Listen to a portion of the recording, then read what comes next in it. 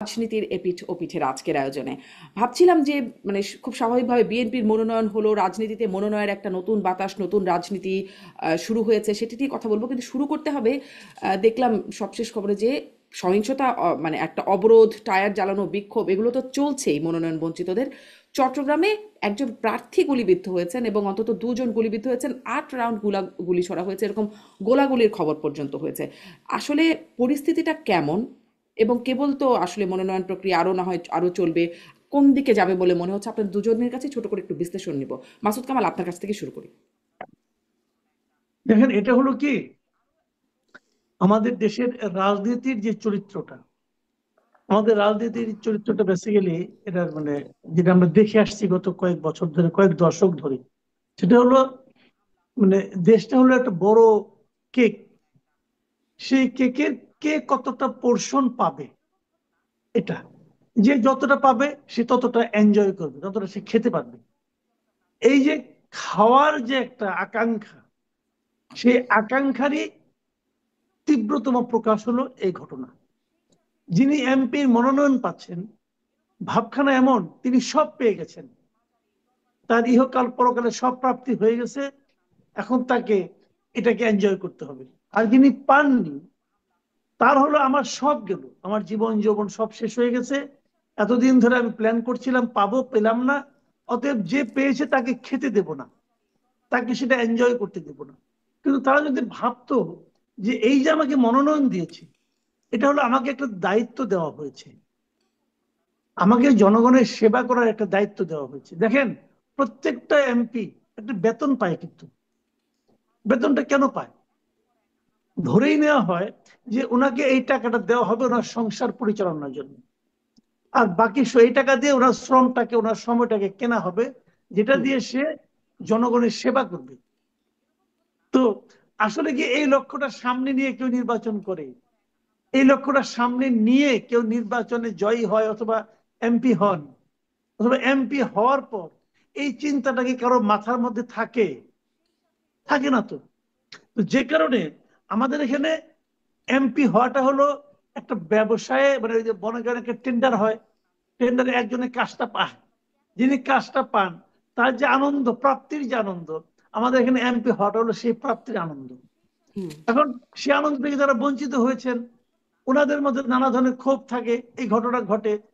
এই ঘটনা আপনি নিশ্চিত থাকেন যে আমাদের রাজনীতি এত কিছু ঘটে গেছে এই দেশে। দেখেন, আমি বলি তো যে গত নির্বাচন যেটা হলো, আমি যদি 2008-কে মোটামুটি ধরি, সেই নির্বাচনের পরে আজকের এই নির্বাচন, এই গত 15 বছরে ধরা যাক, অথবা যে কয় বছর হলো আর কি, হুম। এই সময়ে 16 বছরে, এই সময়ে এই দেশে অনেক কিছু ঘটে গেছে। কিন্তু যে ঘটনাগুলোর থেকে আমরা শিক্ষা নিতে পারতাম, যেমন কোভিড ঘটে গেছে।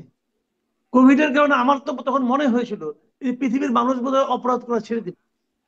কোভিডে আমি যা দেখেছি, আমার কাছে মনে হয়েছিল এরপর মানুষ আর অপরাধ করবে না, অন্যায় করবে না। কিন্তু কই, হলো না। আবার করে তো নাই, দুই হাজার কোভিডের টিকা চব্বিশে আমরা ইত্যাদি যা নিয়েও দেখলাম। বাণিজ্য হয়েছে। কিন্তু মাসুদ কামাল, আমি আসলে মানে বিপদে পড়লে বিপদ নিয়েও আমাদের দেশে বাণিজ্য হয়, মানে আমাদের দেশে না, হয়তো বিভিন্ন জায়গায় হয়।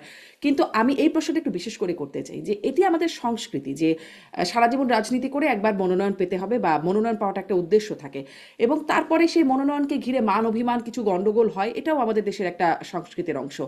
কিন্তু আমরা 24-এ যেমন দেখলাম, যখন আমিটা আমি নির্বাচনটা হলো, তখন আওয়ামী লীগের নিজেদের মধ্যে একটা বেশ ভালো মারামারি হলো। তার আগে যে স্থানীয় নির্বাচনটা হলো, নৌকা প্রতীকে যারা পেলেন, প্রতীক পেলেন বা প্রতীক পেলেন, আওয়ামী লীগের মধ্যে একটা বেশ ভালোই মারামারি হলো। মানে এই মারামারি বা সংঘর্ষের একটা নজির আমাদের দেশে আগে থেকেই আছে। বেশ বেড়েছিল সেটা যখন শুধু আওয়ামী লীগ নির্বাচন করলো, নিজেদের মধ্যে নির্বাচন হলো তখন। মানে এখন আভাসটা কি মনে হচ্ছে বিএনপির মধ্যে? এত বছর না পেয়ে বা এত বছর অপেক্ষা করার পরে সেই মাত্রায় সহিংস হতে যাচ্ছে, নাকি তার চেয়ে বেশি, নাকি অপেক্ষাকৃত কম? কিরকম পরিস্থিতি হতে যাচ্ছে বলে মনে করেন? দেখেন, বিএনপি থেকে তখন যে মারামারিটা হয়েছে, যে তাদের ধারণা ছিল যে মনোনয়ন পাওয়া মানেই এমপি হওয়া। হুম। হুম। এইবার কিন্তু বাস্তবতা ওরকম না। কিন্তু আনফরচুনেটলি বিএনপি এটা বুঝতে পারছে না। বিএনপির অনেক প্রার্থীরাই এবং বিএনপির অনেক সেন্ট্রাল লিডারকেও আমার কাছে মনে হয়েছে তাদের কথাবার্তায় শুনে, তারা ধরেই নিয়েছে নির্বাচনটা হয়ে গেলেই, মানে ফেব্রুয়ারির অর্ধেকটা পার হয়ে গেলেই, যেহেতু ফেব্রুয়ারির কবে হবে আমরা জানি না, তারা বলে ফেব্রুয়ারির প্রথমার্ধে, ধরলাম ফেব্রুয়ারির দ্বিতীয়ার্ধে পা রাখার হুম। সঙ্গে সঙ্গে এদেশে বিএনপি সরকার প্রতিষ্ঠা হয়ে যাবে, এরকম বিএনপির সবাই কিন্তু ধরেই নিয়েছে। তো যদি এই হুম। কারণে তাদের মধ্যে ওইটাই যে মনোনয়ন পাওয়া মানেই আমি নির্বাচিত হয়ে গেছি, এই ধারণার কারণেই তাদের মধ্যে মনোনয়ন না পাওয়ার বেদনাটা তীব্র হয়ে যাচ্ছে এবং অনেক সময় তারা উন্মত্ত হয়ে যাচ্ছে। হুম। এটা হলো মারামারির মূল কারণ। কিন্তু আমি বিএনপির লোকদেরকে বলবো, যারা মনোনয়ন পেয়ে এরকম লাফালাফি শুরু করেছে, তাদেরকে বলবো, ভাই একটু আস্তে যান, দুনিয়াটা অত সহজ না, রাজনীতিটা অত সহজ না। আর নির্বাচনটা চেঞ্জ হয়ে গেছে। এই দেশের মানুষকে সর্বশেষ কবে ভোট দিতে দেখছেন? সেই 2008 সালে দেখছেন। এর মধ্যে অনেক কিছু চেঞ্জ হয়ে গেছে। মানুষকে যা তা বুঝাবে না আর মানুষ বুঝবে তা না। মানুষ এখন জি। কিছু একটা বললেই সঙ্গে সঙ্গে গুগল করে, গুগল করে দেখে যে কতটা সত্য বলেন মিথ্যা বলেন। মানুষ জি। এখন এগুলো আপনার বুঝে কাজে। পরামর্শ আপনার পরামর্শ যদিও ধারণা করি খুব বেশি শুনবেন না, যে ধীরে চলেন আস্তে চলেন সেগুলো খুব একটা শুনবেন বলে মনে হয় না। তারপরে ধন্যবাদ পরামর্শের জন্য। আমি ব্যারিস্টার আসাদুজ্জামান ফয়েদ, আপনার কাছ থেকে আসলে পরিস্থিতি কেমন, সামনে কোন দিকে যাচ্ছে, এখনো তো আরো মনোনয়ন বাকি আছে। ধন্যবাদ। বাংলাদেশের রাজনীতিতে তো এটা আসলে আশ্চর্য হবার মতো তেমন কিছু না আর কি। যদিও এটা প্রত্যাশিত না, কাম্য না, কিন্তু আমরা তো ছোটবেলা থেকে অথবা মাসুদ কামাল ভাইরা আরো লম্বা সময় থেকে আমরা এগুলোই দেখে বড় হয়েছি। এবং আপনি তো শুধু চট্টগ্রামের ঘটনা বললেন, আমি আরেকটা ঘটনা আজকে বললাম, সেটা হচ্ছে রাজশাহীতে যিনি মনোনয়ন পেয়েছেন এবং যিনি পান নাই, তার সমর্থিত এক ইউনিয়ন পরিষদের চেয়ারম্যানের দিঘিতে বিষ ঢেলে দিয়েছেন, 2 কোটি টাকার মাছ মেরে ফেলেছেন। এখন প্রশ্ন হচ্ছে, এরা কিন্তু সবাই একই দলের লোক কিন্তু, হুম। মানে তাহলে প্রশ্ন হচ্ছে, যদি আপনি একই দলের আরেকজনের ব্যাপারে যদি এই লেভেলের হস্টিলিটি থাকে, সহিংসতা, ঘৃণা, বিদ্বেষ, তাহলে অন্য দলের প্রতি আসলে কি করতে পারবেন? মাঝখানে কতগুলো ভিডিও দেখলাম যে জামাতের মহিলা সদস্যদেরকে লাঠি দিয়ে পিটাইতেছে বিএনপির লোকজন। এখন প্রশ্ন হচ্ছে, জামাতের রাজনীতিকে আপনি অপছন্দ করতে পারেন, আপনি তাকে ভোটের অযোগ্য মনে করতে পারেন, আপনি কখনো তাকে ভোট দিবেন না, এগুলো সব ন্যায্য গণতন্ত্রে। কিন্তু একজন নাগরিক, তারা তো দিন শেষে এই দেশের নাগরিক, তাকে আপনি প্রকাশ্য দিবালোকে লাঠি দিয়ে তো পিটাইতে পারেন না। এবং এই দলগুলো মিলে তো আপনারা একসাথে আন্দোলন করছেন গত বছর, এবং অনেকগুলো বছর ধরে একসাথে সরকার গঠন করছেন, ক্ষমতায় ছিলেন, সবই তো করছেন। তো হুট করে এবং বাংলাদেশের কালচারে যেটা হচ্ছে দেখবেন, আমরা যারা রাজনীতি করেছি, লম্বা সময় ছাত্র রাজনীতি করেছি, ছেলেরা ছেলেরা মারামারি করে। সাধারণত কোনো দলই মেয়েদের গায়ে কেউ হাত দেয় না। এটা আমরা পলিটিক্সে সবসময় কিন্তু প্র্যাকটিস করেছি। এবং এই জন্য দেখবেন যে মেয়েদেরকে সবসময় ফ্রন্টে রাখা হইতো মিছিলগুলোতে। তো এবং মারামারির সময় দেখা যাইতো যে ওদেরকে ধাক্কা দিয়ে একদিকে ফেলে দিয়ে তারপরে ছেলেরা মারামারি করতো। তো সেইখানে মেয়েদের প্রোগ্রামে গিয়ে তারপরে পিটাইতেছে, বাঁশ দিয়ে, তাও দেখলাম বাঁশ দিয়ে পিটাইতেছে। দোকানে ঢুকছে পালায়া, আপনার দোকানে, শাড়ির দোকানে, ওখানে গিয়েও আপনার পিটাইতেছে। তো এইটা তো সার্টেনলি খুবই দুঃখজনক। এর আগে তো ভায়োলেন্স দেখলাম আপনার এই যে চিটাগং এ, ঢাকা চিটাগং হাইওয়ে, ঢাকা ভাঙার হাইওয়েতে, বিভিন্ন জায়গাতে। তো এইটার অ্যাড্রেস করবার কয়েকটা দিক আর কি। একটা দিক হচ্ছে যে মনোনয়ন বিষয়টাকে গণতান্ত্রিক করা জরুরি আর কি। যেমন আপনি যেখানে আছেন, মামদানি আজকে নিউ ইয়র্কে মেয়র হয়েছে। মামদানি কিন্তু জনগণের ভোটে জেতার আগে দলের সদস্যদের ভোটে তাকে জিততে হয়েছে প্রার্থী হওয়ার জন্য দলের।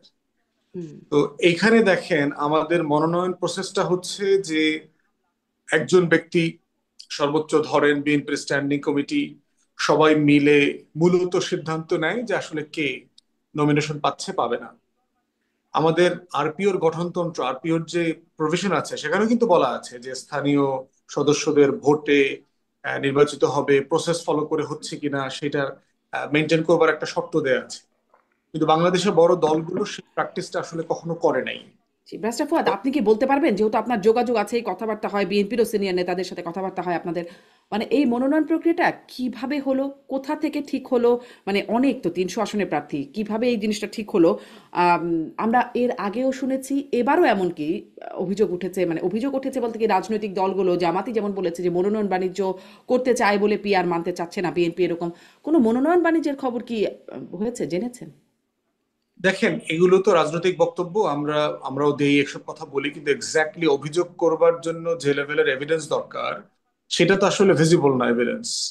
এগুলো ধরেন অফ দ্য রেকর্ড অনেক কথাবার্তা বলা যায়, অনেকে এসে এই ধরনের কথাবার্তা বলেন, কে কাকে কত দিয়েছেন, ম্যানেজ করতেছেন, কে কোথায় তদবির করতেছেন, এগুলো কিন্তু এগুলো আপনি তো মানে পত্রিকাতে অথবা কোথাও না আসা পর্যন্ত আপনি তো পাবলিক রেকর্ড ওয়াইজ আপনি এগুলো বলতে পারেন না।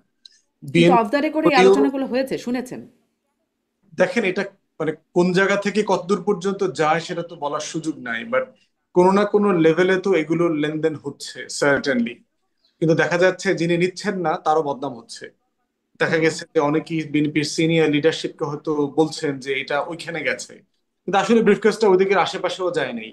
এটা ভিতরের চাঁদাবাজরা মিলে নিজেরা নিজেরা ভাগ বাটোয়ারা করে নিয়ে গেছে আর কি, সেরকম হতে পারে। বিএনপির গঠনতন্ত্র মোতাবেক তাদের স্ট্যান্ডিং কমিটি হচ্ছে তাদের ইলেকশন বোর্ড, এটা হচ্ছে তাদের প্রসেস আর কি। তো প্রসেসটা তারা ওইভাবেই ফলো করেছে। গভর্নিং আপনার মনোনয়ন বোর্ড তো লম্বা সময় মিটিং করেছে এবং একাধিকবার মিটিং করেছে। তাদের যারা যুগপদের শরিক দল ছিল তাদের সাথে তারা মিটিং করেছে, করেই তো তারা তারা নাম টাম চেয়েছে বিভিন্ন দলের কাছ থেকে। শরিক দলগুলো থেকে হয়তো মনোনয়ন পরে দেওয়া হবে, তাদের জন্য 63টি আসন এখনো পর্যন্ত খালি রাখা হয়েছে, মনোনয়ন দেওয়া হয়নি। সেই জায়গাটিতে নিশ্চয়ই কথা বলো, খুবই গুরুত্বপূর্ণ একটা আলোচনার জায়গা। কিন্তু মাসুদ কামালের কাছে আমি শুধু এই বিষয়টা শুনতে চাই যে এই মনোনয়ন দেবার আগে আমরা দেখেছিলাম তারেক রহমান খুব আবেগীভাবে অনুরোধ করেছিলেন ঐক্যবদ্ধ থাকতে, তার মায়ের কথা বলে যে মা এতদিন মানে সাফার করেছেন অনেক, সেই বিষয়গুলো বলে বেশ আবেগী, নেতাকর্মীরা আবেগী হলেন। কিন্তু সেটির তো বাস্তবায়ন আসলে হলো না, সেই মারামারি সহিংসতা হয়েই যাচ্ছে। তাহলে মানে কদিন ধরে না, একদম শুরু থেকেই রাজনৈতিক দলগুলো, বিশেষ করে মানে বিএনপি বিরোধী রাজনৈতিক দলগুলো বা প্রতিপক্ষ রাজনৈতিক দল যারা আছে তারা বলছিল যে, বা গণমাধ্যমে আসছিল যে এখনই যেভাবে চাঁদাবাজি দখলবাজি সেগুলো যেগুলো দেখা যাচ্ছে, তাহলে নির্বাচিত হলে কি হবে? এখন সেই চাঁদাবাজি দখলবাজি আলোচনায় নাই, কিন্তু এখন যেটি এরকম নির্বাচনের আগেই এরকম সহিংসতা যদি দেখা যায়, তাহলে নির্বাচন হবে কিনা, নির্বাচন হলে কি হবে, এই প্রশ্নটা কি বিএনপিকে পেছনে ফেলে দিচ্ছে কিনা বা দৌড়ে একটু টেনে ধরছে কিনা? দেখেন এখন পর্যন্ত আজকে দুদিন হলো, দুদিনে যে মারামারি খুব বেশি ঘটনা ঘটেছে তা কিন্তু না। হুম, আপনি কিন্তু খুব বেশি উদাহরণ দিতে পারবেন না। হুম, আর একটা জায়গায় দেখলাম যে ভাঙা আপনার মহাসড়ক, ওটাখানে আগুন টাগুন দিয়ে তারা ই করেছে, আপনার মানে একজন প্রার্থীর ব্যাপারে তার বিরোধিতা করেছে, সেটা স্থগিত করা হয়েছে। এবং এই মনোনয়নটা ওইটা একটা ঘটনা। আর চিটাগাংয়ের ঘটনা যেটা ঘটলো, আর ফুয়াদ ভাই যে ঘটনাটা বললেন যে ওই যে আপনার রাজশাহীতে যে মাসে দেওয়া, ঘটনা কিন্তু এই দুই তিনটাই। যে 300 আসন অথবা 263টা আসনের মধ্যে আহ, মানে খুব বেশি না দুই আমার তিনটা কাছে না, এছাড়াও বিভিন্ন জায়গায় এত এই মাত্রায় না হলেও অবরোধ করা, সড়ক অবরোধ না, করা, টায়ার এখন জ্বালানো, অতটা মানে হচ্ছে না। মানুষের এটা ভোগান্তি হচ্ছে। আরেকটু সময় লাগবে, আরো কটা দিন যাক, তাহলে আপনি বুঝতে পারবেন। কিন্তু ওই যে হুম, বললাম যে আঞ্চলিক ভাবে যদি একটা এলাকায় যদি মনে করেন আপনার 10 জন প্রার্থী থাকে, মানে 10 জনই মনে করে সে যোগ্য প্রার্থী, তো সেই যোগ্যতাটাকে মাপবে কে? মাপার যে প্রক্রিয়াটা, এই প্রক্রিয়াটা কিন্তু ট্রান্সপারেন্ট না। মাপার প্রক্রিয়া যদি ট্রান্সপারেন্ট হতো, যে কথাটা নাকি ফৌজ ভাই বললেন, যে যদি ওদের দলীয় কোনো হতো, ভোট হতো, দলীয় সমর্থকরা যদি ভোট দিয়ে বলতো যে আমার এলাকায় উনি প্রার্থী হতে পারবেন, অতটুকু গণতান্ত্রিক তো আমাদের দেশের দলগুলো হয় নাই এখন পর্যন্ত। আমরা তো দেখি নাই। আমরা প্রত্যাশা করি ওরকম হোক, যে কোনো একটা এলাকায় কে সবচেয়ে ভালো হবে এটা ওই দলের লোকজন যারা আছে তারাই নির্ধারণ করুক, কিন্তু সেরকম তো হয় নাই। আমরা বরং দেখি যে ওই যে বলেন যে আপনার স্ট্যান্ডিং কমিটি, ওই স্ট্যান্ডিং কমিটি 5-6 জন লোক বসেন, যে কথাটা আছে 7-8 জন বোধহয় আছেন এখন, তারা বসেন এবং তাদের কাছে কিন্তু নানা ধরনের চিরকুট আসে, তাদের কাছে তদবির আসে। হয়তো কেউ একজন বলে যে উনি খুব ভালো হবে, তাকে দিয়ে দিচ্ছে।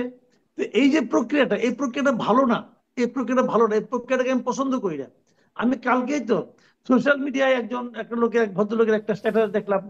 উনি জানালেন যে আপনার উনি সিলেটে পড়তেন ইউনিভার্সিটিতে, ওই সিলেটে একটা ছেলে জাহাঙ্গীর নাকি একটা ছেলে, সে এই পুরো 15টা বছর বিএনপির হয়ে সে কিভাবে মানে দৌড়ের উপর ছিল, অত্যাচারিত ছিল এবং মানে জেল খেটেছে। কিন্তু আমি যখনই ফোন করতাম তার ফ্যামিলিতে জানতাম সে জেলখানায় আছে। এই যে ত্যাগী একটা লোক, সে কি মনোনয়ন পেয়েছে? পায়নি তো। সে তো দলের জন্য ত্যাগ করেছে, তাই না? সে তো হুম, মনোনয়ন পায় নাই। মাঝখানে শুনলাম যে এখন এই উত্তরায় নাকি কি মীর মুগ্ধর ভাইকে মনোনয়ন দেওয়া হবে, এই ধরনের আওয়াজ শুনি। যে আওয়াজটা আসে কেন? মানে দেওয়া হতেও পারে, হবে কিনা জানি না, হতেও পারে। তো বিএনপির জন্য এই মীর মুগ্ধের ভাইয়ের কি অবদান আছে বলেন, তাই না? তো এখন এরকম তো হয় ভাই, আমাদের দেশে মনোনয়ন অনেক সময় একটা ঘটনাকে কেন্দ্র করে হয়।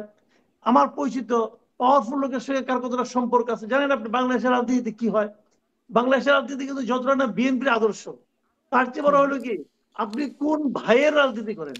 অনেক ভাই আছে উপরে, কিন্তু বিএনপি সেন্ট্রাল লিডারদের মধ্যে অনেক ভাই আছে। এখন কোন ভাইয়ের লোক আপনি?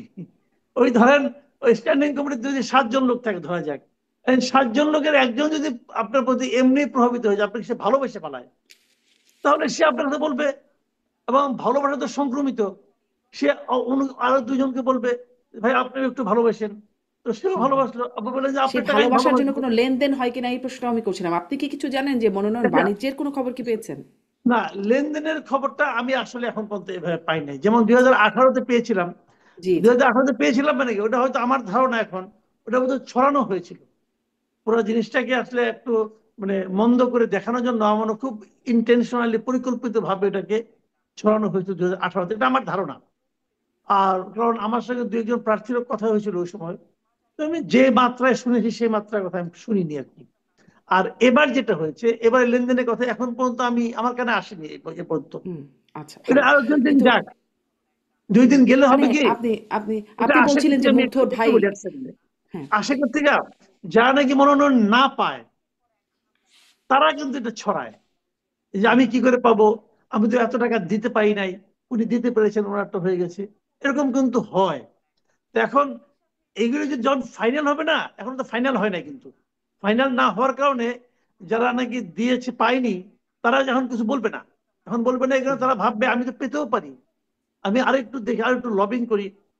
আর যখন ফাইনাল হয়ে যাবে তখন আপনি শুনতে পারবেন যে লেনদেন হয়েছিল কিনা, মানে হলে কত ফাইনাল হয়েছে। অভিযোগ অনুযোগ বিক্ষোভের বিষয়টা এখনো বাকি আছে, সেটি জি, আমরা পরে দেখতে পারবো। কিন্তু ওই যে আসলে যেটি মনোনয়ন দেওয়ার আগেই হাইকমান্ড থেকে বলা হচ্ছিল যে আসলে অনেকগুলো বিষয় বিবেচনা করা হয়, কার কত অবদান, তার সেই সাথে কে জিতে আসতে পারবেন।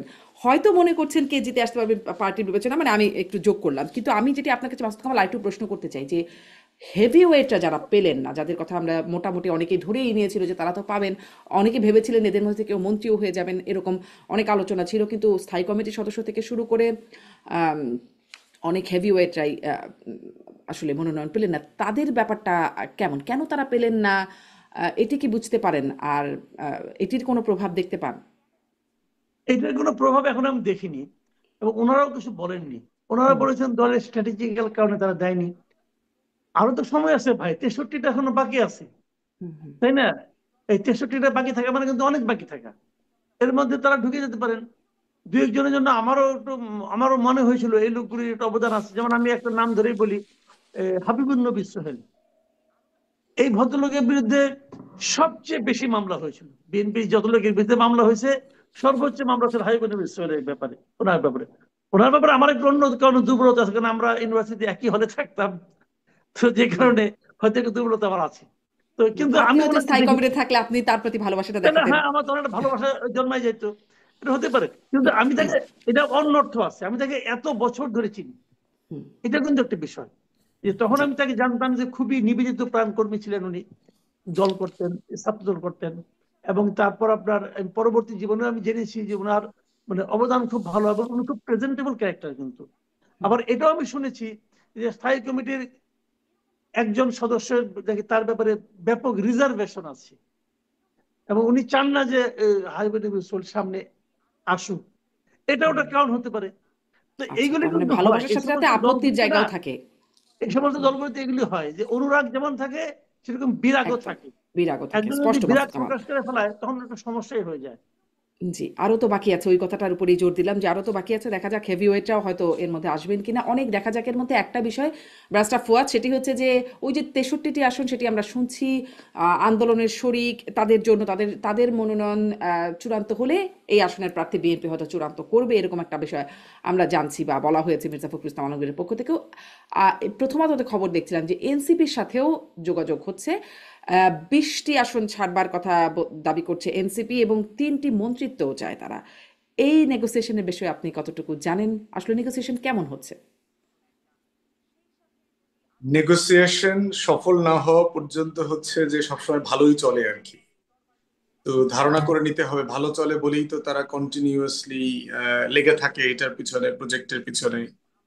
তো এটা এখন পর্যন্ত তো আপনার ম্যাচিউর কিছু না, বাট এনসিপির এই নেগোসিয়েশনে তাদের রাজনৈতিক ঝুঁকিও আছে প্রচন্ড রকমের। তারা যে গণ অভ্যুত্থানের স্পিরিটকে ধারণ করে রাজনীতিতে এসছে বলে তারা দাবি করেছে নতুন করে বাংলাদেশ পন্থী রাজনীতি করবে, তারা যে বক্তব্যগুলো দিয়েছে হুম। সেখানে এবং নতুন রাজনৈতিক বন্দোবস্তের কথাও তারা বলেছে। তো এই প্রত্যেকটা জিনিসের সাথে বিএনপির সাথে নেগোসিয়েশন করে নির্বাচিত হওয়ার বিষয়টা যায় না। তো সেই জায়গাতে কেন যায় না, কেন যায় না? মানে তাহলে আপনারা বিএনপি করেন, আপনারা দল করার দরকার কি? অভ্যুত্থান থেকে যেহেতু বের হয়ে এসেছেন, আপনাদের তো আপনাদের কাছে expectation যে আপনারা নতুন রাজনীতি করবেন, দেশবাসীকে নতুন রাজনীতি উপহার দেবেন। এবং প্রতিদিন আমরা দেখতে পাচ্ছি যে বিএনপি কে মানে টার্গেট করে যে রাজনৈতিক বক্তব্য দেওয়া হচ্ছে তাদের দলের পক্ষ থেকে, এবং বেশ হস্টাইল বক্তব্য। তো সেই জায়গাতে আবার নেগোসিয়েশন আন্ডারগ্রাউন্ডে করাটা সেটা কতটুকু যৌক্তিক? এবং আমার কাছে মনে হয় যে এনসিপি এই যদি একটা আলোচনায় শুনছিলাম ব্যারিস্টার ফুয়াদ, যে যত হস্টাইল বাইরে, আপনি বলছিলেন নাকি আমি ঠিক ভুলে গেছি, কিন্তু কে যেন আমার অনুষ্ঠানে সম্মানিত একজন অতিথি বলছিলেন যে যত বেশি হস্টাইল কথাবার্তা হচ্ছে ভেতরে ভেতরে ততই বেশি স্ট্রং নেগোসিয়েশন হচ্ছে, এরকম একটা বিষয় চলে। এটার কি বাস্তবতা আছে, মানে এটার কি প্রতিফলন আছে এই বক্তব্যের?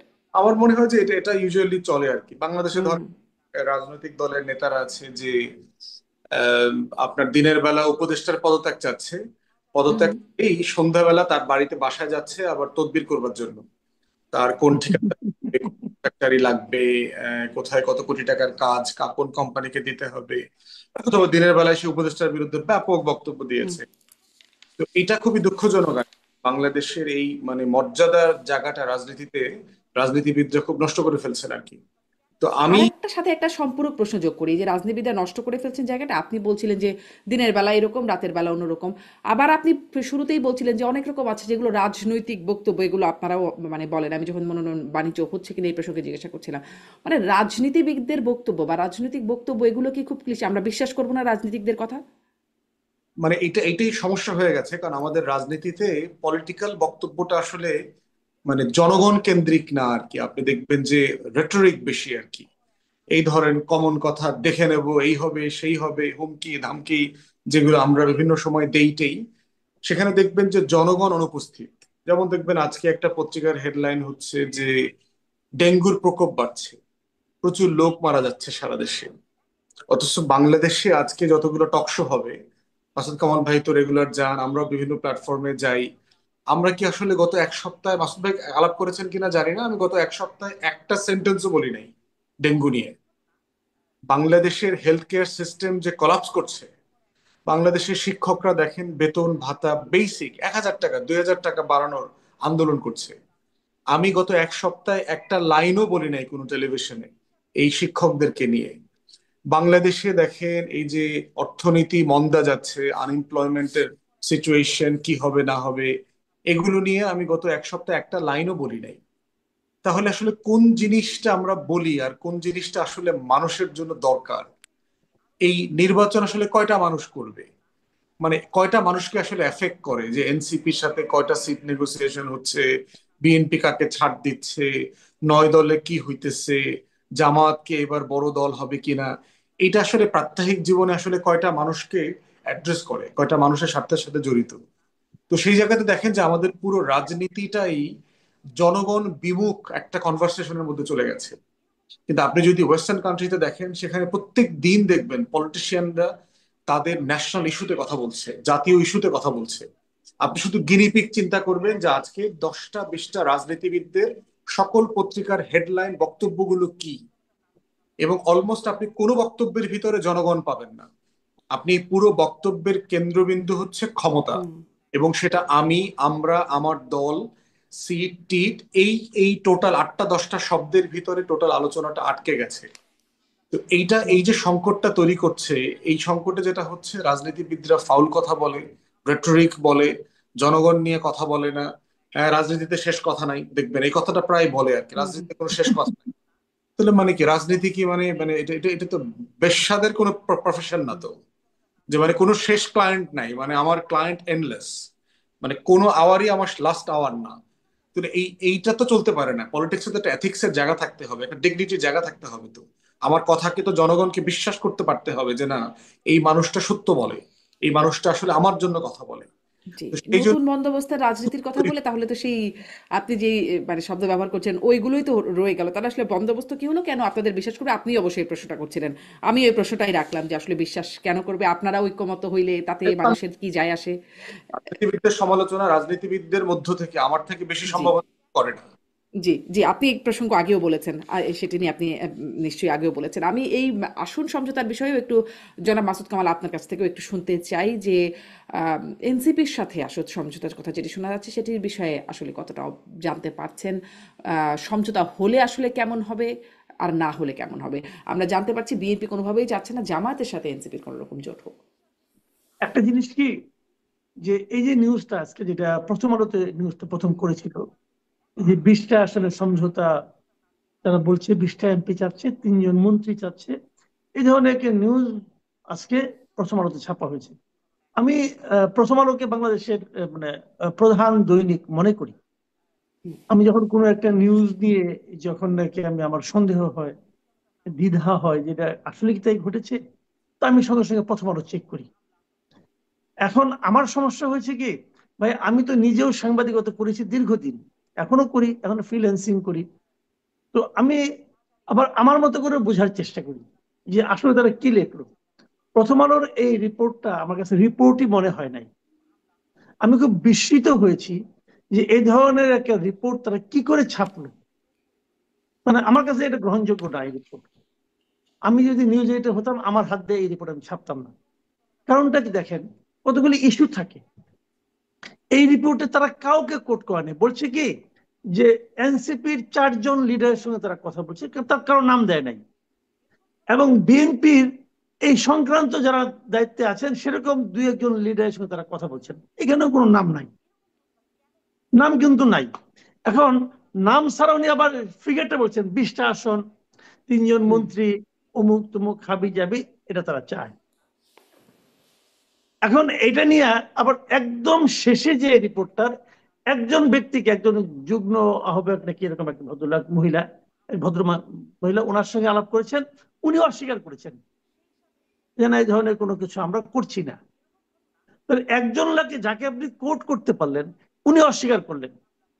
আর বায়বীয় কিছু ব্যক্তির কথা আপনি বললেন যারা এগুলো বলেছে, সেটা আপনি হেডলাইন করলেন। ভাই এটা জার্নালিজম না। মতিউর রহমান সাহেবের প্রতি আমার পূর্ণ শ্রদ্ধা রেখে বলছি, this is not journalism. Speculation আর জার্নালিজম এক জিনিস না ভাই।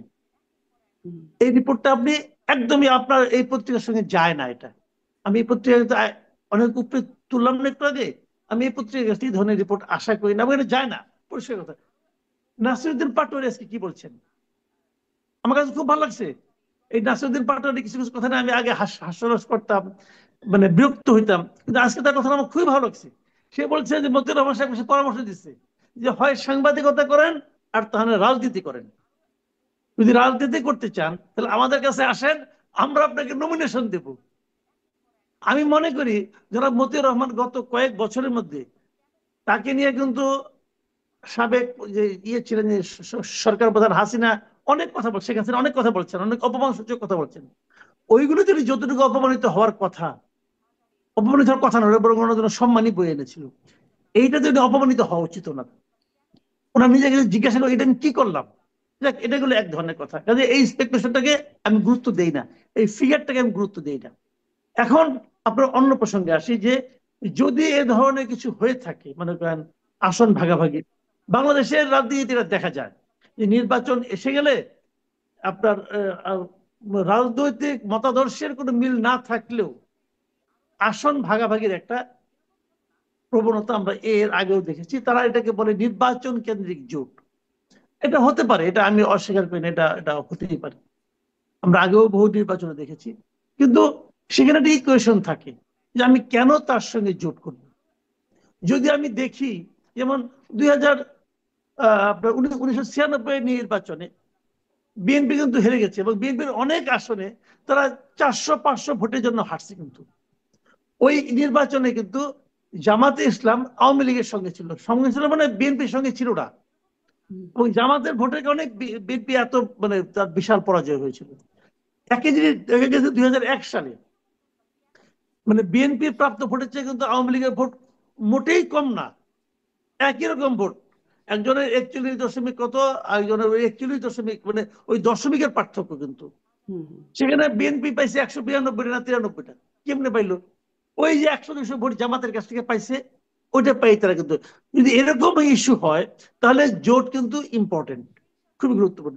কিন্তু এই এনসিপির কি সারা দেশে সে ধরনের কোনো সক্ষমতা আছে? নেই। তাহলে কেন এনসিপির সবাই কোনো এনসিপি কে সক্ষমতা নেই। টানতে চাইছে? জি, এনসিপি কে তাহলে সবাই কেন টানতে চাইছে? মানে বিএনপিও চাইছে, এনসিপি কে জামাতের কেউ সাথে। টানতে চাইছে এটা কে বললো আপনাকে? যে বলছে ওই রিপোর্টটা তোকে আমি একটু আগে বললাম, ওটা কোনো রিপোর্টই হয় নাই। কে টানতে চাইছে? হ্যাঁ, এনসিপি। মানে সত্যি কথা বলতে আমি তারপরেও বলি, যে কথা হচ্ছে যে মানে বিএনপির সাথে শুনেন বিএনপি আমি বলি ভাই, এনসিপির এনসিপি জন্য দরজা খোলা থাকবে, হ্যাঁ, দরজা সবার সবার জন্য খোলা আছে। আসো, জামাতের জন্য নাই। তোমার জন্য তোমার কি আছে নিয়ে আসো আমার কাছে, শুনি তোমার কি কি পণ্য আছে, দেখি, দরদাম করি, মিললে আসবা না মিললে আসবা না। কিন্তু এনসিপির কাছে খুব বেশি কিছু পণ্য নাই। এনসিপি কি নিয়ে বার্গেন করবো বলেন তো? এনসিপির কি বিশাল ভোট ব্যাংক আছে? নাই। যদি এই শিক্ষাঙ্গনে এই ইলেকশন গুলি না হতো 4টা বিশ্ববিদ্যালয়ে, তাহলে এনসিপি বলতে পারতো যে ইয়াং জেনারেশন আমার সঙ্গে আছে। এনসিপি তখন ওটাও বলতে পারে না, ছাত্ররা তো তার সঙ্গে নাই। এই 4টা ছাত্র সংসদ নির্বাচনে এনসিপি কোথাও প্রতিদ্বন্দ্বিতাই করতে পারে নাই, জেতা তো দূরের কথা, কোনো একটা হুম। আসনে না। তাহলে তাদের তো ওইটা বলার মুখও নাই যে ছাত্ররা আমার সঙ্গে আছে। বাধ্য হয়ে তারা মনে করছেন আগে আমাদের নামের সঙ্গে ছাত্র শক্তি ছিল, আর ওইটা আবার আমদানি করছে। আগে ছাত্র, এখন যেটা ছিল গত ইলেকশনের সময় ছাত্র সংসদে কি একটা ছিল, এখন সংসদ বাদ দিয়ে আবার শক্তি দিয়ে আসছে, যে এখন শক্তি দিয়ে কিছু করা যায় কিনা। মানে নাই তো, তাদের সঙ্গে কেউ নাই। হুম। সবগুলো জেলায় তারা কমিটি করতে পারছে, প্রত্যন্ত অঞ্চলে তাদের খবর নেই রে ভাই, এনসিপির কোনো পাত্তাই দেয় না।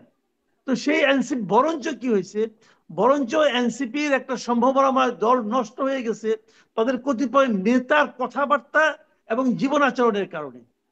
সেইটা একটা বোঝার মতো। বিএনপি কেন এই বোঝা কাঁধে নেবে? কেন নিবে? বিএনপির জন্য এনসিপি মানে আপনার মিনিমাম মাইলেজ অ্যাড করতে পারবে না, মিনিমাম না। আমি একটু আমি একটু ব্যারিস্টার ফুয়াদের বক্তব্য এখানে নেই যে এনসিপির আসলে পাত্তাই নাই বা মিনিমাম অ্যাড করতে পারবে না। মাসুদ কামালের পর্যবেক্ষণ শুনছিলেন। আপনি কি মনে করেন আসলে এনসিপি মাঠে ঘাটে তাদের প্রভাব কতটা, বা মানে তরুণদের মধ্যে তাদের প্রভাব কতটা, সেটার হয়তো একটা বিশ্লেষণ হতে পারে, কিন্তু সরকার যে তাদেরকে খুব গুরুত্বপূর্ণ মনে করে, এমনকি গণমাধ্যমেও গুরুত্বের সাথে বিবেচিত হয়, এটা আমরা দেখতে পাচ্ছি। এখন এই অবস্থায় এসে জোট যদি করে, কার সাথে জোট করলে তার প্রভাব কেমন হতে পারে বলে রাজনীতিক এবং রাজনীতির বিশ্লেষক হিসাবেও আপনি মনে করেন? দেখেন, এনসিপি কে সব পক্ষই চাচ্ছে তার দিকে টানার জন্য। এটা এটা আমি নিজে জানি আর কি। আমি প্রথম হলো আচ্ছা, ভোটের ব্যাপারে যদি ক্রেডিবিলিটি সমস্যাও থাকে, ওইটা আমি জানি আসলে অ্যাটলিস্ট। কেন চাচ্ছে? এটা চাচ্ছে হচ্ছে এনসিপির একটা ব্র্যান্ড ভ্যালু আছে। ব্র্যান্ড ভ্যালু হচ্ছে তার গণ অভ্যুত্থানের লেজিটিমেসি সে ক্যারি করে। হুম। যে গত বছরে এত বড় একটা মুভমেন্ট হয়ে গেছে, এই গণ আন্দোলনে তার একটা লেজিটিমেসি ক্রিয়েট হয়েছে। এবং দ্বিতীয়ত হলো তরুণদের রিপ্রেজেন্টেশন, যে ধরে নেওয়া হচ্ছে যে একটা বিশাল তরুণ জনগোষ্ঠীকে তারা রিপ্রেজেন্ট করে। এখন কিন্তু সেটা যে করে না, মাসুদ কামাল তো ওই ছাত্র সংসদ মানে ছাত্র ডাকসু জাকসু চাকসু এই নির্বাচনগুলোর ওইটা উদাহরণ দিয়ে বললেন। ওইটা সত্য, বাট স্টিল, যেমন ধরেন আমরা পুরাতন আমলের রাজবাড়ি দেখতে গেছেন কখনো? হুম। মানে গাছপালা বিল্ডিং এর ভিতর থেকে উঠে গেছে, কিন্তু গ্রামে কিন্তু ওই বাড়িটাকে এখনো রাজবাড়ি বলে, দেখবেন যে এইটা হচ্ছে রাজবাড়ি, কিন্তু ওখানে কেউ থাকে না। এই জন্য হচ্ছে যে আপনি তার তার ক্রেডিবিলিটি কতটুকু, তার জেতার সক্ষমতা কতটুকু, তার লোকজনের চরিত্র কতটুকু ভালো, সেটা নিয়ে আপনি প্রশ্ন যেমন তুলতে পারবেন, বাট এটাও সত্য যে তারাই গণ অভ্যুত্থানের ফেস। গত বছর যা যা হয়ে গেছে, ওটাই তারা সেই রাজবাড়ির একটা সম্মান খেতাব তারা হোল্ড করে আর কি। তো সেই সে সম্মান দিয়ে ভোটে জিততে পারবে? মানে ভোটে লাভ হবে? জায়গাটা হলো ডিফারেন্ট কোয়েশ্চেন।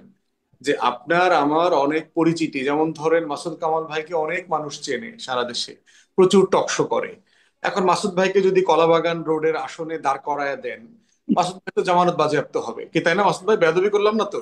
অবধারিত, অবধারিত। অবশ্যই এরকম আর কি।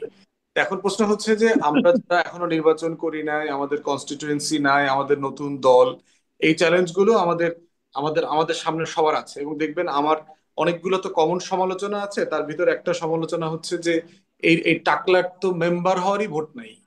আপনি দেখবেন আমার আমার মন্তব্য, একটা কমন মন্তব্য দেখবেন একটা, যে এই টাকলার তো মেম্বারই হইতে পারবে না। তো কথা তো সত্য টেকনিক্যালি, কারণ আমি তো আসলে কোনো কিছু হই নাই, তো এখন পর্যন্ত নির্বাচিত তো কিছু হই নাই, আমি শুধু দলে নির্বাচিত হয়েছি। তো সেই জায়গাতে কনস্টিটিউয়েন্সির ভ্যালু ক্রিয়েট করবে নির্বাচনের পরে। কিন্তু ওই জায়গাটা তারা একটা ভ্যালু ক্রিয়েট করেছে, যেটা বোধ করছে যে ডানে বামে যে কোনো বলয় তারা থাকলে ওই ফিগার হেডের একটা বেনিফিট তারা পাবে। এনসিপির কিছু আশঙ্কা আছে। এনসিপির আশঙ্কা হচ্ছে, ধরে নেওয়া হচ্ছে বিএনপি ক্ষমতায় যাবে, এবং এনসিপির সাথে যেহেতু বিভিন্ন কারণের সম্পর্ক বিএনপির টানাপোড়েনের মধ্যে আছে, তাদের অনেককে জেলে যাওয়া লাগতে পারে, দুদকের মামলায় পড়া লাগতে পারে, হেনস্থার শিকার হওয়া লাগতে পারে। এবং দ্বিতীয় একটা ভয় হচ্ছে যে ডিপ স্টেট যারা আছে বাংলাদেশে, সোনার বাংলায়, এরকম ডিপ স্টেটের সাথেও এনসিপির সম্পর্ক ভালো না। তো দেখা যাবে যে ওই বাস্তবতাগুলোতে তারা বিভিন্ন রকম প্রতিহিংসার শিকার হতে পারে। তো সেক্ষেত্রে এনসিপি ভেবে থাকতে পারে যে আমি যদি বিএনপি বলয়ে থাকি, ক্ষমতার বলয়ে থাকি কোনো না কোনো ফর্মে, তাহলে অ্যাটলিস্ট এই আশঙ্কাটা থাকবে না যে আমার। তাহলে কি এটা হচ্ছে এনসিপির সেফ এক্সিট খোঁজার প্রক্রিয়া? ওয়েল, আপনি এটা সেফ এক্সিট বলেন, এটা মানে রাজনীতিতে টিকে থাকার কৌশল বলেন, এবং এটা যৌক্তিক, মানে এই জায়গাটা কোনো অন্যায় জিনিস না, এরকম ভাবাটা এটা ঠিক আছে পলিটিক্সে। মানে এই এনসিপি যেমন উপদেষ্টাদের বিরুদ্ধে অভিযোগ করে যে যারা ক্ষমতায় যাবে তাদের সাথে লবিং করছে, মানে এই কথাটা তো একটু একটু মিলে যায় যে তারা তাদেরও যেমন মানে দুদকের মামলা বা আপনি যেটি বলছেন যে এই সমস্যাগুলো পড়তে পারে, তার জন্য তাদেরও এই এই বাংলাদেশের তো এটা আছে, যেমন ধরেন আমাকে আপনাকে পছন্দ করে না, মাসুদ কামাল ভাইয়ের ইনকাম ট্যাক্সের ফাইল নিয়ে টান দিল, খুদাই ধরেন একটা চিঠি পাঠায় দিল, মাসুদ ভাই আপনি গত 17 বছরে এত টাকা ইনকাম করছেন, আপনি ট্যাক্স দেন নাই, আর বলে দিল, মানে আপনি ধরেন সত্যি সব প্রমাণিত হবে, but হেনস্থা তো আপনারা করতে পারবে আর কি। তো সেই জায়গায় এই ভয়টা তাদের মধ্যে কাজ করে থাকতে পারে কারো কারো মধ্যে। তো সেই ক্ষেত্রে বোধ করছে সেফ এক্সিটের জায়গা হচ্ছে বিএনপির বলয়ে থাকা। এনসিপির ভিতরে একটা অংশ আছে যারা চায় যে, যেহেতু বিএনপি বিভিন্ন কারণে বড় দল এবং আমরা নতুন রাজনৈতিক বন্দোবস্তের কথা বলেছি, অতএব কোনো না কোনো ফর্মে আমাদের বিএনপি থেকে আলাদা থাকতে হবে। আলাদা থাকার মধ্য দিয়েই আমরা আসলে নতুন কিছু করতে পারবো, এবং এই আলাদা ইন্ডিপেন্ডেন্ট থাকার মধ্য দিয়ে আমার রাজনীতিটা দাঁড়াবে, এটা এনসিপির ভিতরে একটা আলাপ আছে। আচ্ছা, ডিপ স্টেট কাদের সাথে এনসিপির সম্পর্ক খারাপ? হ্যাঁ, ডিপ স্টেটের সাথে সম্পর্ক খারাপ বলছিলেন, কাদের সাথে আসলে সম্পর্কটা খারাপ, মানে ডিপ স্টেটের কাদের সাথে, কারা তারা? ধরেন আপনার আমলাতন্ত্রের সাথে হতে পারে, সশস্ত্র বাহিনীর লিডারশিপ কোন অংশের সাথে হতে পারে, গোয়েন্দা সংস্থাদের সাথে হতে পারে, যে কোনো অংশের সাথে হতে পারে। আপনাদের সাথে সাথে সম্পর্ক ভালো? জানি না তো কেউ, মানে আমরা ধরেন এত গুরুত্ব, আপনারা ঝামেলায় পড়বেন না কোনো? মানে আমি তো বদার্ড না আর কি, আমি তো সিম্পলি পলিটিক্স করতেছি আর কি, আমি এটা নিয়ে চিন্তিত না আর কি। আমি পলিটিক্স আচ্ছা, পলিটিক্যাল প্রসেসের মধ্য দিয়ে। মানে আপনি বা আপনারা চিন্তিত না, এনসিপি কেন চিন্তিত? এনসিপির সাথে একটু বেশি খারাপ? না, এনসিপি ধরেন তো, তা ওই যে বললাম যে আমার তো ব্র্যান্ড তো ছোট, আমার আমার তো টাক মাথা, আমার তো মাসুদ ভাইয়ের মতো মানে চুল ভরা না তো। হুম হুম যদি আপনি একটা চিরুনি গিফট করতে চান, এটা কি আপনি এবি পার্টির অফিসে পাঠাবেন না কলা বাগানে পাঠাবেন? আপনি হুম কলা বাগানে পাঠাবেন, কারণ এটার তো একটা প্রোডাক্টিভিটি থাকতে হবে, ইউটিলিটি থাকতে হবে। হুম হুম। সেই জায়গাতে আপনার ওই ভয়গুলো কাজ করছে। আবার এনসিপির ভিতরে একটা জনগোষ্ঠী আছে যে বিএনপি ছাড়া বাইরের কোনো বলয়ের সাথে জোটে যাওয়া যায় কিনা ভোটের জায়গাতে। সেটা ধরেন জামাত অনেক ট্রাস্টেবল পার্টনার, এখানে বিদ্রোহী প্রার্থী হওয়ার সম্ভাবনা কম। জামাত লজিস্টিক্যাল সাপোর্ট যেটা আস্থার সাথে দিতে পারবে, সেটা অন্য কোনো দল থেকে তারা পাবে না, এবং তারা দায়িত্ব নিয়ে তাদেরকে জিতায় নিয়ে আসতে পারবে, এরকম বাস্তবতা আছে। তাহলে এই তিনটা জি। অপশনের ভিতরে মানে তাদের মধ্যেই কিন্তু এই তিন ধরনের নেতা আছে, তারা এই তিন ধরনের বলয়ের ভিতরে একটা টানাপোড়েন আছে। জি। এবং আমি আপনার কাছে একদম এই এই বিশ্লেষণটা আরেকটু, মানে বিশ্লেষণ না, তথ্যটা আপনার কাছে জানতে চাইবো, বিশ্লেষণ আমি মাসুদ কামালের কাছে জানতে চাইবো যে এই বিষয়টাও আপনারা নিশ্চয়ই আলোচনাও করেছেন। দুজন উপদেষ্টা বিএনপি থেকে নির্বাচন করতে পারেন এইরকম একটা বিষয় আছে, এবং বিএনপি ওই লক্ষ্মীপুর ১ এবং ঢাকা ১০ যেই দুই এখানে আসিফ মাহমুদ আর মাহফুজ আলম নির্বাচন করতে পারেন বলে একটা সম্ভাবনা বা ধারণা পাওয়া যাচ্ছে, সেটা খালিও রেখেছে। এইটার সত্যের মানে এই তথ্যের কি একটু সত্যতা আছে? আপনার সব পক্ষের যোগাযোগ কি বলে? দেখেন, আমার কাছে মনে হইতেছে এটা যতটা না আন্ডারস্ট্যান্ডিং এর মাধ্যমে হচ্ছে, ততটা হচ্ছে এটা আসলে বিএনপির পলিটিক্যাল টোপ।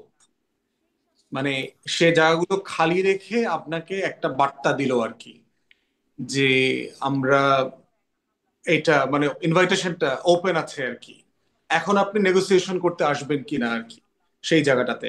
আবার এটাও তো রিপোর্ট আসছে যে লক্ষ্মীপুর একে আপনার এলডিপির সেলিম ভাইকে বিএনপি অলরেডি গ্রিন সিগন্যাল দিয়ে দিয়েছে। তো সেটা আবার আছে, তো এই জন্য প্রশ্ন হচ্ছে যে মানে এই আলোচনাটাতে মানে আপনি এখনো কোথাও যেতে পারবেন না আর কি। বাট এনসিপির মধ্যে এই ডায়লেমাটা আছে আর কি, যে তিন ধরনের রিয়েলিটি, তিন ধরনের ফোর্স সেখানে কাজ করতেছে, এবং তারা এই সবগুলো স্বার্থ, পক্ষে বিপক্ষের বেনিফিট তারা ভাবছে, এবং জি রাজনৈতিক দল হিসেবে তার এই ভাবার জায়গাটা যৌক্তিক, কারণ সে তো তার জি। একটা ফিউচারের ভাব বিবেচনাটা তাকে মাথায় রাখতে হবে। আর আসিফ মাহমুদ আর মাহফুজ আলম তারা কি ভাবছে এটা কি আপনি জানেন, মানে জানবার সুযোগ হয়েছে যে পলিটিক্যাল টোপ যেটি বিএনপি দিচ্ছে এটা কি তারা গিলতে আগ্রহী নাকি না? এটা তো টকশোতে আপনাকে তাদের দুজনকে ইনভাইট করতে হবে, ইনভাইট করে করতে হবে যে যে তারা আসলে তো হয়তো আর সরাসরি বলবেন না যে আমরা টোপ গিলার জন্য বসে আছি বা আমরা টোপ গিলবো না, কিন্তু আপনার মানে যোগাযোগ জানাশোনা তাদের সাথে কথা বলা হয় সেখান থেকে জানতে আছে আপনাদের তো, আপনার তো বিশেষ করে এদের সাথে একটা যোগাযোগ আছে। মাননীয় উপদেষ্টাদের সাথে তো আমরা রাষ্ট্র নিয়ে, সরকার নিয়ে কথা বলি, তাদের হুম। সাথে আমাদের জনগণের সাপেক্ষে দাবি দেওয়া নিয়ে কথা বলি। আমরা তো রাজনীতি নিয়ে কথা বলি এনসিপির লোকদের সাথে আর কি, এনসিপি নেতৃবৃন্দের সাথে আর কি। আচ্ছা, উপদেষ্টা তার মানে দলীয় রাজনীতি নিয়ে কথা বলা যায় না। জি, জি। অনেক ধন্যবাদ ব্যারিস্টার ফুয়াদ। আমি মাসুদ কামাল আপনার কাছ থেকে একটু জানতে চাই, টোপ বিএনপির, এটি কি বিএনপির টোপ? উপদেষ্টারা এই বিষয়ে কি ভাবছেন? আপনার কি বিশ্লেষণ?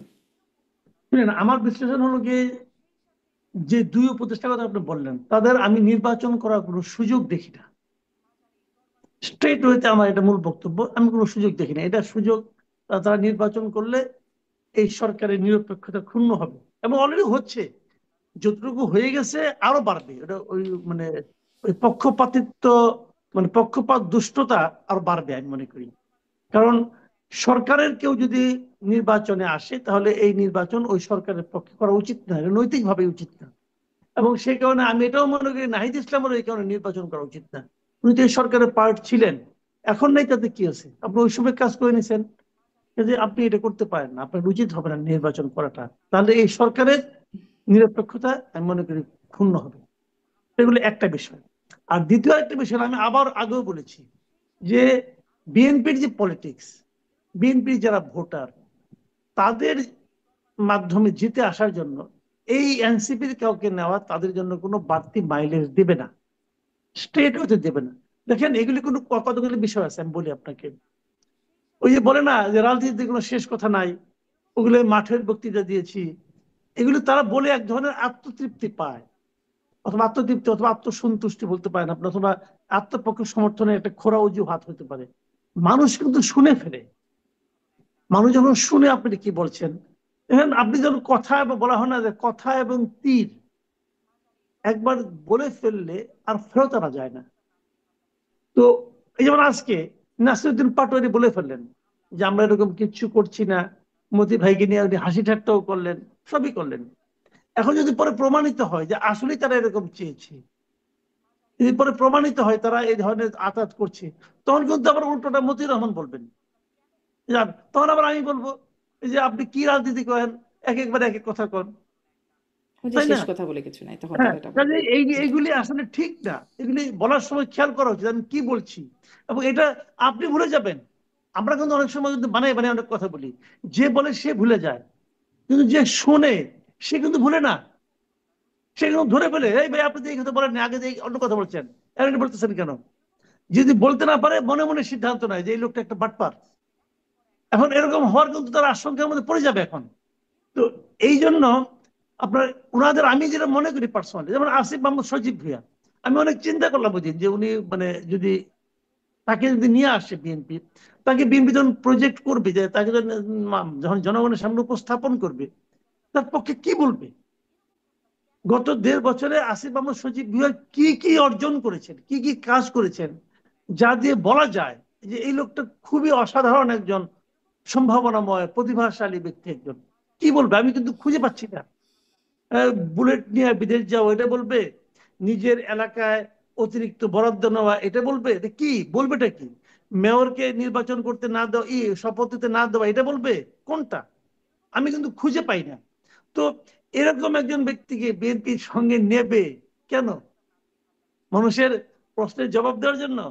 ভাই, আমি আবার বলি আপনাকে একটা কথা, এই যেটা মানে মূল কথা, এটা কিন্তু বিএনপি হয়তো টের পাচ্ছে কিনা আমি জানি না। হুম, মূল কথা হলো ভাই, 2008-এর আগে যে নির্বাচনে যে ধারা ছিল যে হুজুগেরকে ভোট দিবে, আমার মনে হয় এটা ভুলে যান।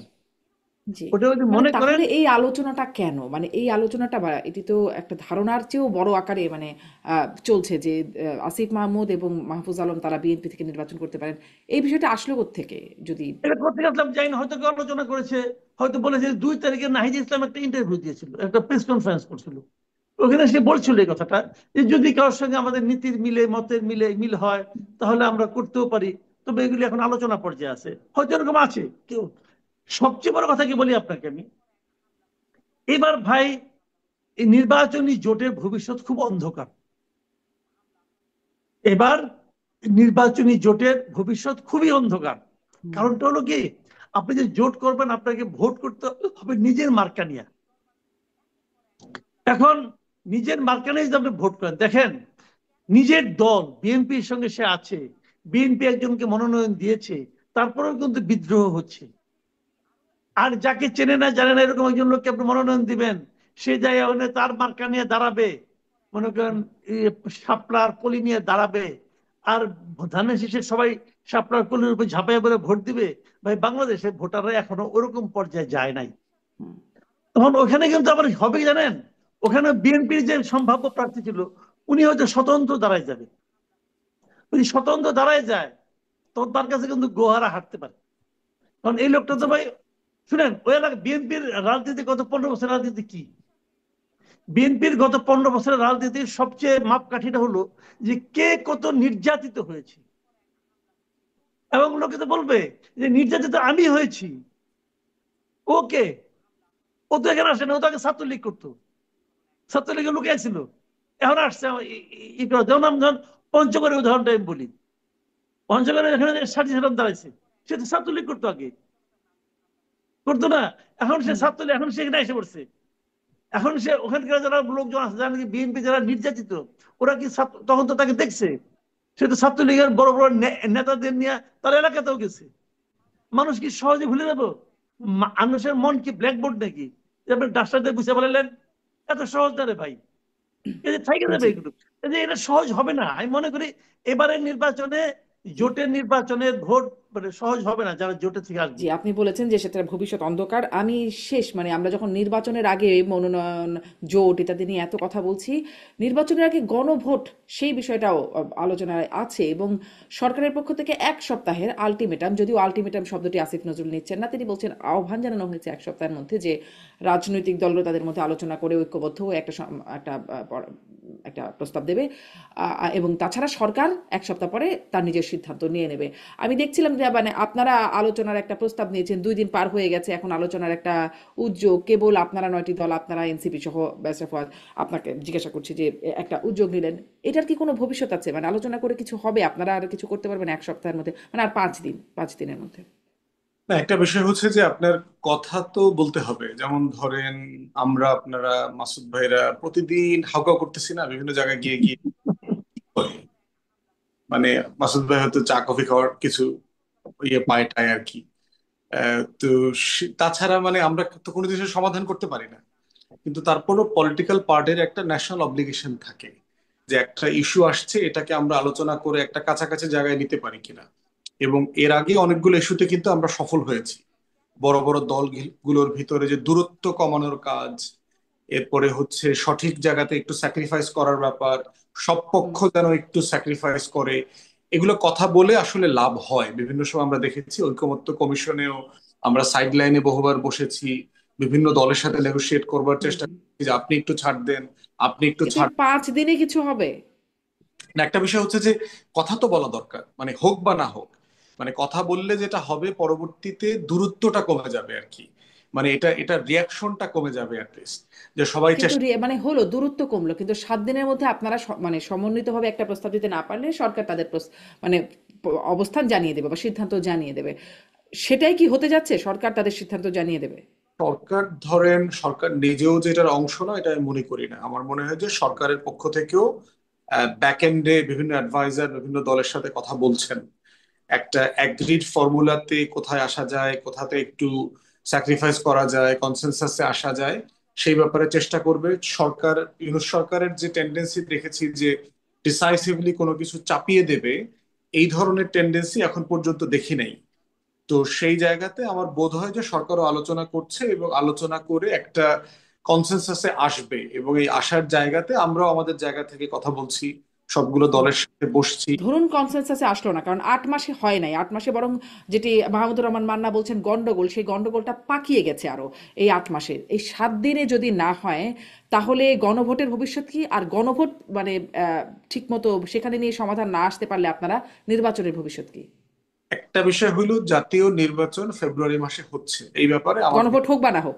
হ্যাঁ, গণভোট কবে হচ্ছে না হচ্ছে এইটার ব্যাপারে যাই হোক বা না হোক, জাতীয় নির্বাচন ফেব্রুয়ারিতে হবে, এই ব্যাপারে আমার কাছে কোনো সন্দেহ নাই। পুরো রাষ্ট্রযন্ত্র নির্বাচনমুখী হয়ে গেছে।